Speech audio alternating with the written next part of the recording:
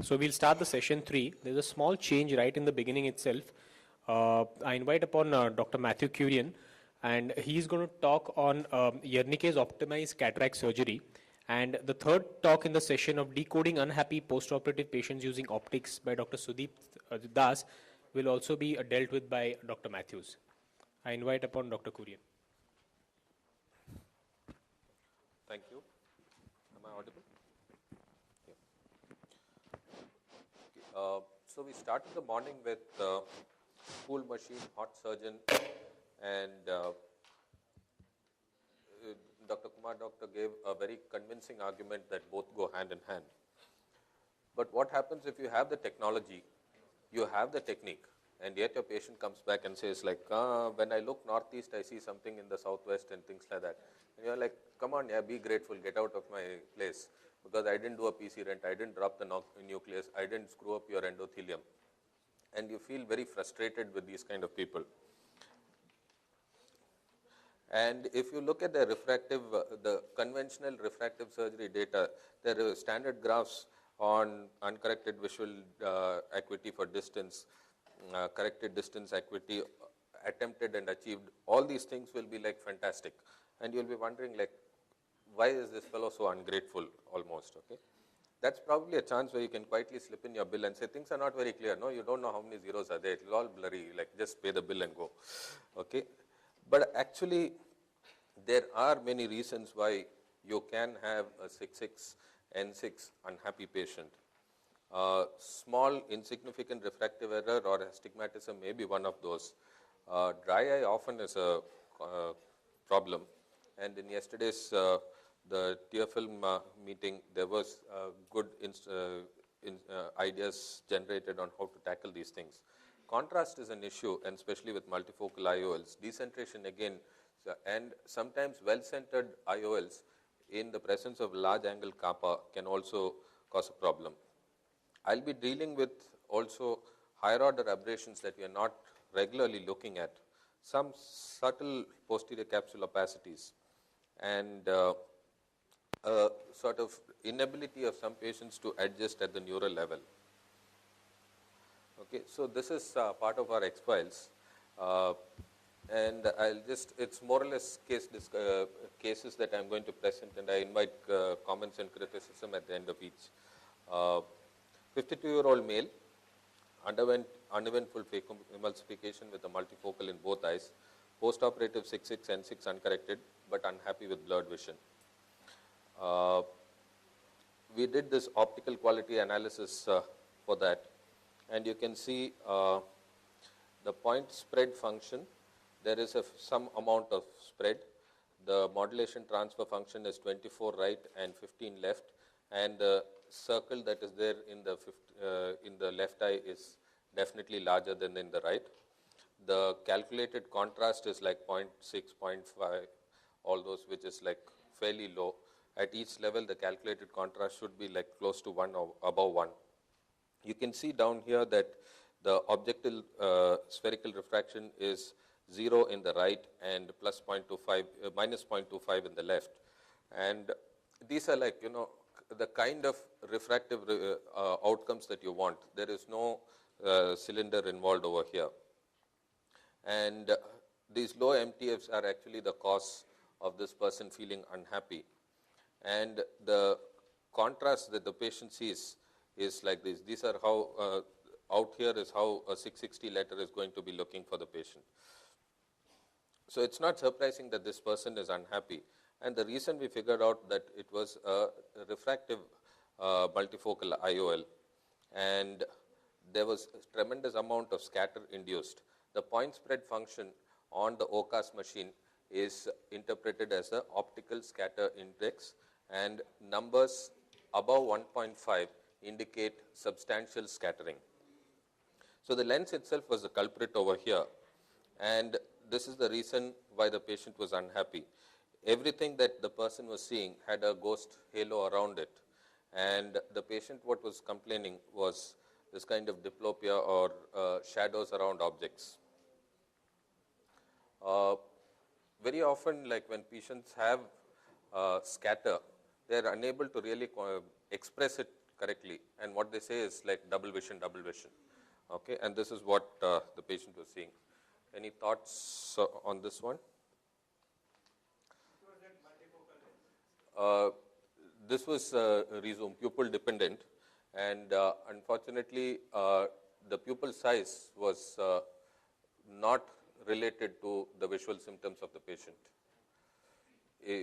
Like pupil size was taken into account previous to putting the lens in the eye. Centration was all okay. These are by and large, I am saying, these are patients where what you planned and what you achieved in terms of surgical technique and refractive clinical outcomes were good, but patients were still unhappy.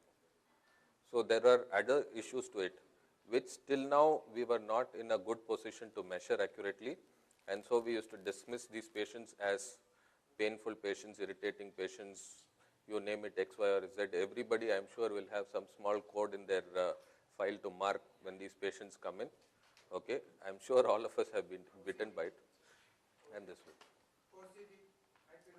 No, this is, see, when I am putting this up, okay, this point spread function is how the image of a point of light lands on the macula. Whether the macula is normal or abnormal is a secondary issue. At this stage, even a perfect macula with absolutely nothing wrong on the macula is only able to conduct this image to the brain. So this is how a Snellen's chart is going to look to the patient, even if the macula is perfect, because the system of tear film cornea IOL is reaching a very defective quality of image to the brain, onto the macula. This person, we didn't do anything. It was a long-standing IOL. There was significant fibrosis around the haptics, and we left the person alone. We explained this is what the situation is. The risk involved in removing the lens was probably higher than the benefits to be achieved by it, because in the attempt to explant that IOL, if we damage the capsule, we were not sure what would happen to the posterior segment. Everything you are attributing to the IOL part. In this, yeah. Is there any other component like the tear film or the cornea? Not in this particular. Okay. Excuse me. Yeah. Sometimes very thin mild tissue on direct ophthalmoscopic examination may appear transparent, but if you on slit lens, in a specular reflection zone, you may find it, True. Okay. Then you do with a small burst. I think the patient True. should We are also fortunate to be one of the few institutes in the country to be having the handheld bioptigen, which is the anterior segment OCT, which can image the posterior capsule extremely well. So here we have actually done that. There are no folds on the posterior capsule, no thickening or irregularities on the posterior capsule. very fine thickening. The OCT bioptigen images at 3 microns. Okay. You cannot miss it on that. What did you do to the first patient? This is the first patient I'm talking about. No, this was the second one. No, this is the first one. This is the first one. Okay. I started to go on to the second guy. The first person we have just explained. This is the reason. We believe that the risks involved is substantially more than the benefits that may be. No. The right eye, the objective spherical refraction is 0. The left eye is minus 0.25.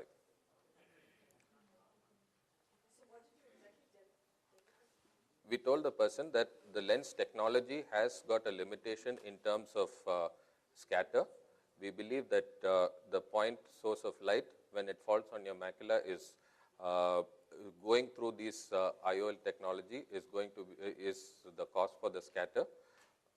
The option is IOL exchange, which we believed was going to be potentially associated with some amount of risk, and we feel that the risk involved is not commensurate with the benefit involved. Patient said we'll think about it and is left. Yeah. This person is very critical that the sharpness of image is important. Okay, and after being bitten by the multifocal bug once, he would go for a regular monofocal IOL.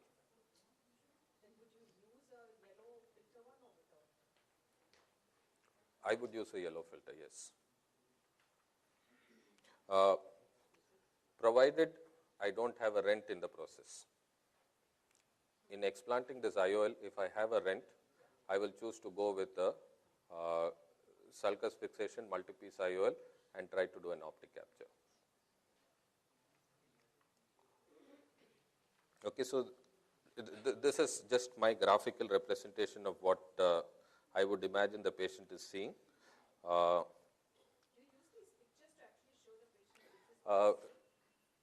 The post IOL ICL search for why patients are unhappy started with a Bengali graphic artist boy who was a keratoconus guy.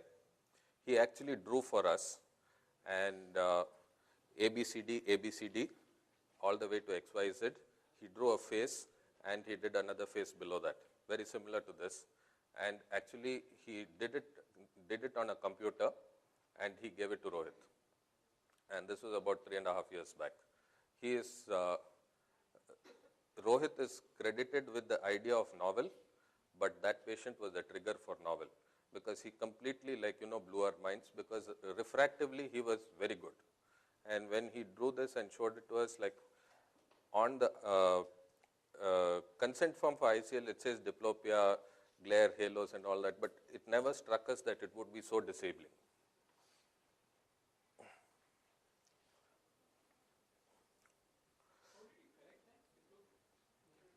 This one, for this first patient, we just explained, and for the Bengali guy, Rohit did a TPRK after that. Some improvement, but we are still on a learning curve there. Second patient was a 70-year-old male, OD phaco with multifocal, and complained of inability to read and binocular diplopia for near. Distance was no diplopia. Uncorrected distance was 6.6, but N18 only. And despite having a diffractive multifocal IOL in the bag and doing apparently very well, required a plus 2.5 add for near. And there were again no issues, PCO, centration and all that. The ocular scatter indexed, we said, was 1.5 above is going to be associated with unhappy patients. This is just on the borderline. The MTF is 22, which for a multifocal is not bad. The spherical refraction was 0.5 and contrast is not bad, 0.75.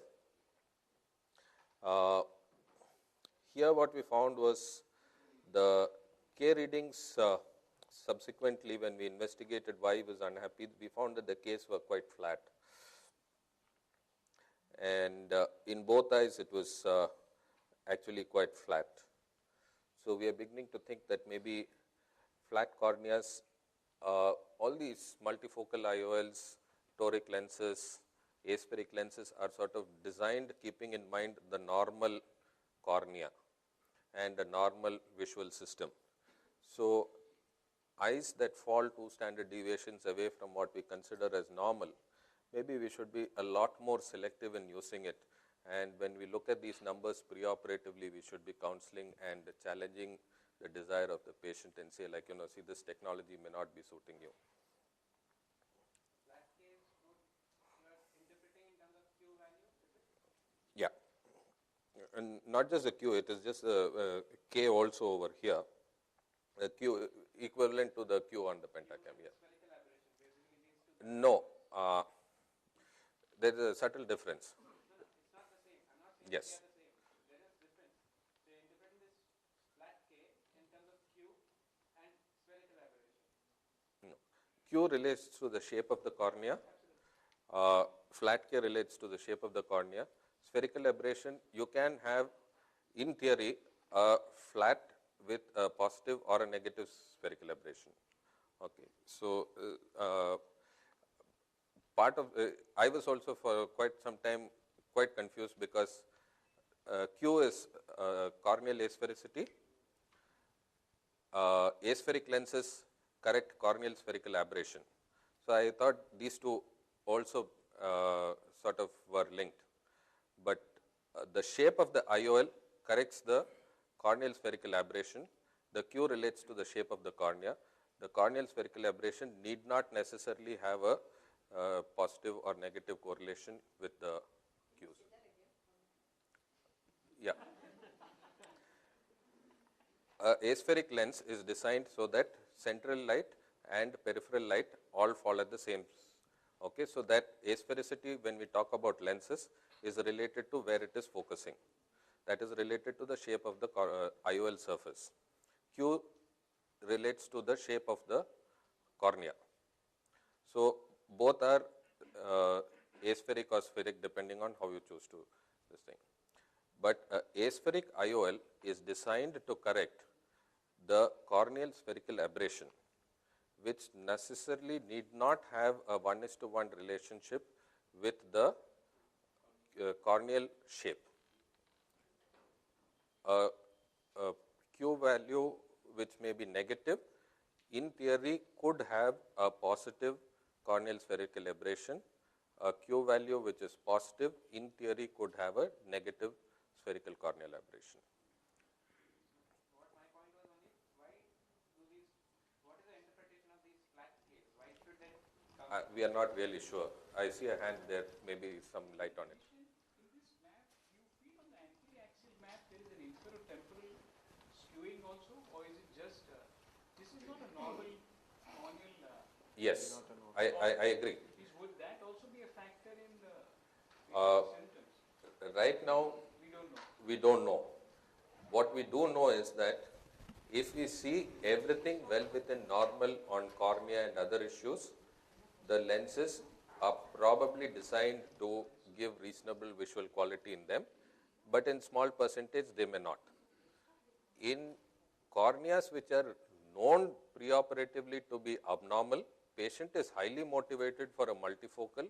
We should be extremely cautious in proceeding with it because we are going into relatively uncharted territory. Yeah. The refraction that you did post-operative gave you a plus 0.5 diopter. What I would also look at is the patient using the central 2.5 ad for distance, Yeah. So and with the result, a 2.5 ad over the IOL for near vision. So did you cross-check your biometry post-operative with the IOL master to just see if you went wrong by plus yeah. 2.5? So right now we have done we have got bitten on this one. Okay, we have not found full solutions to this thing. Several of the cases that I am putting up here are cases which are to incite discussion and to sort of bring awareness to these issues, and we would be happy to take back positive ideas on how to stay out of trouble in the future. This one, I frankly say, we went wrong in patient selection. How we can avoid it, look more carefully. The full solution of where exactly we went wrong and pinpointing root cause analysis is still open. It's a good suggestion. Maybe we can try that. We can call the patient back and ask for these things.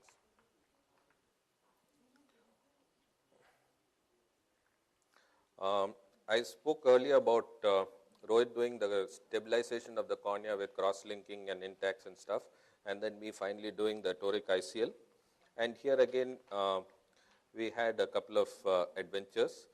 OD66 with 10 minus 3.5, OS66N6 with minus 9.5 minus 5.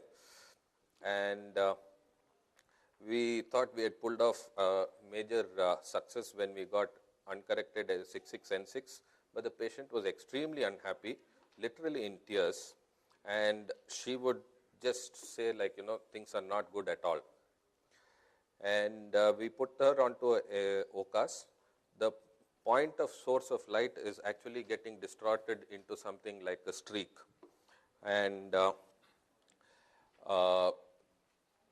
the MTF cutoff, which is like 35 good, she was like 30% of what was considered good, and the contrast was like 0.9, 0.39 and quite low, 30% of what we would consider acceptable.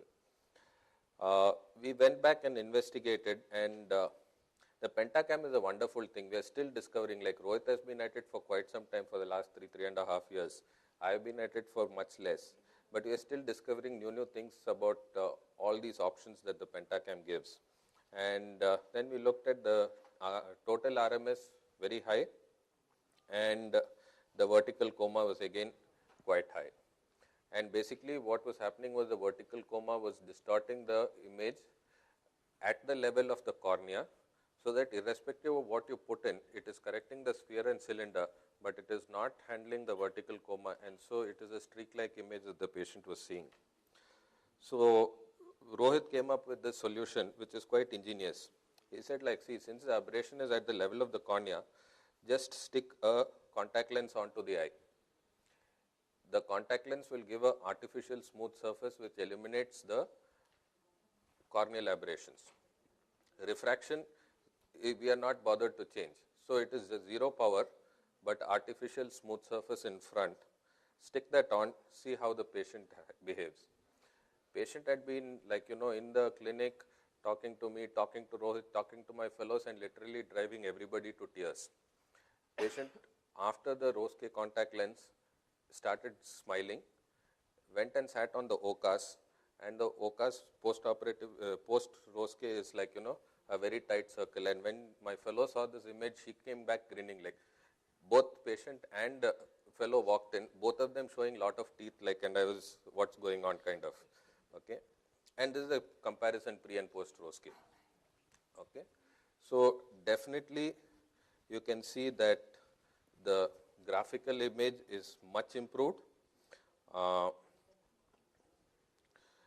The contrast, you can see these bars that are here, small buildings, good skyscrapers, 1.47, 1.6, all these are calculated contrast values. And the quality of vision pre and post, you can see how much increase there is in the sharpness. Okay. So to sort of derive this understanding that sticking, if an aberration at the level of cornea is the problem, just stick a contact lens on top with zero power. If it improves, the problem is corneal aberrations. We required all this gadgetry to sort of prove the hypothesis. But like if a patient walks into your clinic and says, like, I'm unhappy, and you want to know whether things are at the level of the cornea or internal, just stick a zero power contact lens. Okay, once you have a zero power contact lens, patient says subjectively, I feel better. You have isolated the problem to the anterior corneal surface. Then you need to figure what to do with it, continue with contact lens or topo guided PRK or things like that. See, we were very embarrassed with this lady because she was a contact lens user, did all these things to get out of contact lenses. Now we have to figure a way to get her off the Rose-K. Okay? But I think that is how pioneers you burn your fingers and then say like, okay, this is not the good path to go. Yeah. Okay.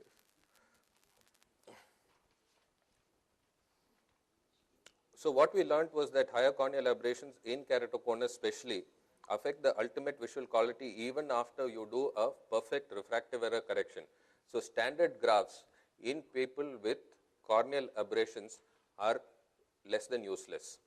Okay, and what you need to consider is the corneal aberrations and the refractive error, the lower order and the higher order aberrations both need to be considered. And this paper of mine got accepted just before Christmas.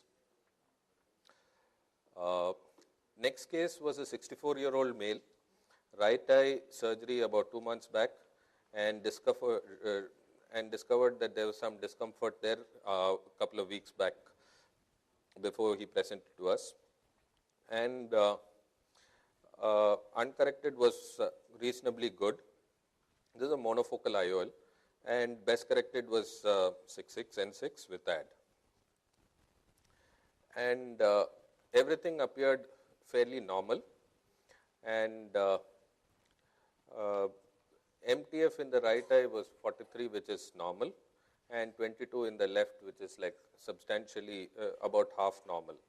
The ocular scatter 0.8 in the right is like good vision for a young person, and 2.1 in the left is definitely above where the patients will be symptomatic. And when we put the person, we said like since everything else is normal, we just put the person on lubricants, and you can see that the point spread is little bit dispersed there. After lubricants, it improves substantially. The total is 1.6, reduces to about 0.6, and what we felt was that this was a issue related to topical medications and the alteration of the tear film. The Schirmer's was altered, and the breakup time was also substantially different. This is when we had a couple of patients like this. Now, this was one of the many patients that actually incited Rohit into going for this tear film society and really investigating it. And hopefully we will have the laser interferometer to look at tear dynamics in much greater detail, and we'll see how it works. So the lesson at the end of this was, we use a lot of drops at the end of surgery. We should seriously consider using preservative-free NSAIDs that is commercially available.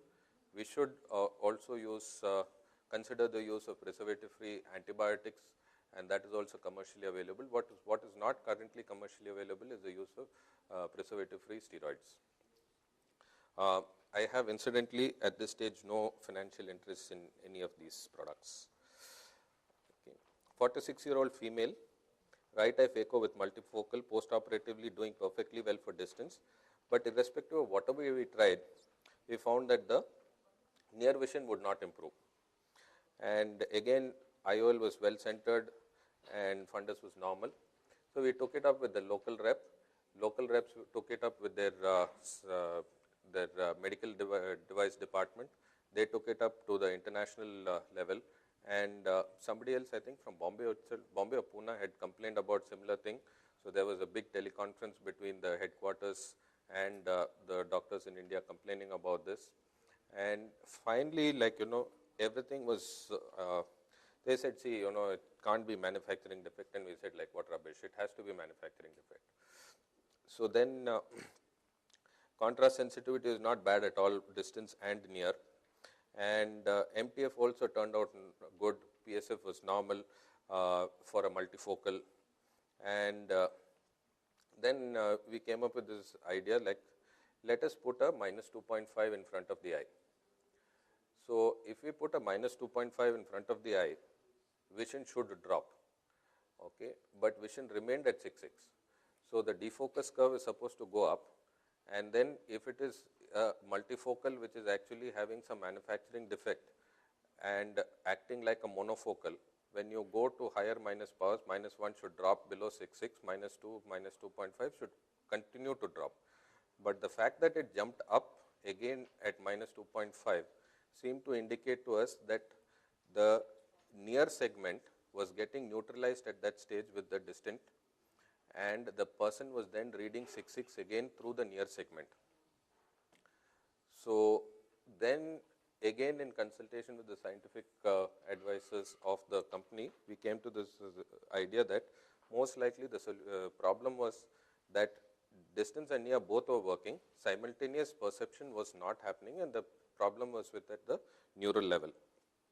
And so this is again something that we could not handle and we could not have anticipated at that stage. But what we are thinking of is, like, from all these experiences, can we have some sort of optimization?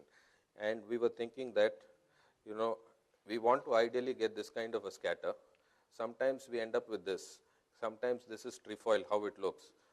Scatter index of 11 and 0.1 contrast and terribly useless quality of vision. And can we do something about it? This MTF cutoff is 46. This MTF cutoff is 4.1. Okay, so what is all this Zernike business? It's bias and tilt at the top, refraction that is in the middle, and higher order aberration. So top two boxes are lower order aberrations, higher order aberrations at the bottom. That is the sphere, and that is what we correct by biometry. On either side of that is the cylinders, which is what we correct by our toric IOLs. And then we have the higher order aberrations, of which only one spherical aberration is correctable today using aspheric lenses. Okay. At this stage, I would like to mention that we have been talking about these problems for quite some time with the various companies, and IOCare was one interesting company who is not, to my knowledge, at least much interested or track record in R&D. But they said, like, see, doctor, if you think that this is like this, let us start looking at customizing for asphericity also. Today, how many of us would consider putting a +20 in everybody's eye and then going on to do the rest by refractive spectacle correction? You would throw that fellow out of this kind of a gathering, right? But we are consistently doing that. We have 3 buckets because couple of companies came up with those things. So you have negative aspheric IOLs, -0.2 and -0.27. You have 0 aspheric IOLs from a company, and you have the regular old style spherical IOLs, which are positive spherical aberration inducing. We have just 3 buckets. It's like saying everybody will get +20, or you will get a high hyperopic correction, or you will get a myopic correction, and the rest we will figure out how to manage. So this is something interesting. And as we were having these discussions, we came upon this gentleman, 54-year-old male, previously undiagnosed, but when he came to us, he was +1, -6 in the right, and +1, -1.5 acceptance in the left. And the keratometry showed a corneal astigmatism of 8.7 in the right and 1.5 left. Corneal spherical aberrations was -0.4 microns in the right, plus 0.29 in the left. So currently, like, it is sort of given to us that traditional lenses which are inducing positive spherical aberrations are bad, and aspheric IOLs are the better and more premium lenses. But in this case, that was not really the case. Okay, this is the case again. And the corneal spherical aberration came from the OPD scan to us. And so our choice would be not to use an aspheric IOL, or definitely not a negative aspheric IOL. What we did was to use a toric, but a spherical toric. And in the left eye, with a corneal spherical aberration of +0.29, we wanted to neutralize that. And so in this one, we used the negative aspheric IOL. Incidentally, like, this all we were deriving out of our brains. And then we found that there is this new worksheet on the IOL, which is on the OPD scan 3, which is the IOL station. And it actually tells you, like, what is the target refractive power you want to have, what is the target spherical aberration you want to have. And it will actually suggest to you what is the brands of IOLs which are available in that range. Okay, this is the right eye post spherical toric IOL implant, and like we've achieved it quite on the dot, and he's quite happy for it, and we were quite thrilled. This was amongst the first cases that we did this way. Diplopia for distance and near in a 62-year-old male, and nothing very significant, but best corrected is 6.6 in both eyes. He is quite thrilled. He is quite thrilled. Okay. So this is what we believe is the solution, what we call as Zernike optimized cataract surgery, or ZOCS.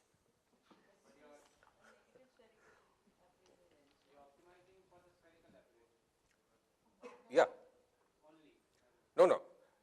sphere, cylinder, and spherical aberration. These are the three things that we can correct today. Okay. Yeah.